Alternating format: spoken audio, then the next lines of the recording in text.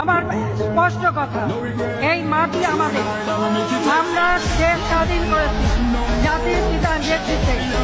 এই সমস্ত ভয় দেখিয়ে লাভ নেই। বাংলাদেশের মানুষ জানে অধিকার আদায় করবে। এদেশ তারুণ্যের অহংকার তারেক রহমানের। এদেশে বাস করতে হলে তাদের প্রতি শ্রদ্ধা সম্মান রেখেই আপনাদেরকে থাকতে হবে।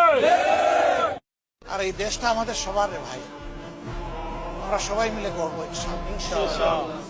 আমরা ন্যায় এবং সত্যের পক্ষে থাকবো। অন্যায় অসত্য যেখানে সেখানে আমরা দেয়াল তুলে দেব। অন্যায় অসত্যের প্রতিষ্ঠা যাতে না হয় আমরা দেয়াল তুলে দিব ইনশাআল্লাহ। আসসালামু আলাইকুম। এখানে কার কথাগুলি আপনাদের ভালো লাগছে একটু কমেন্টে জানাইবেন।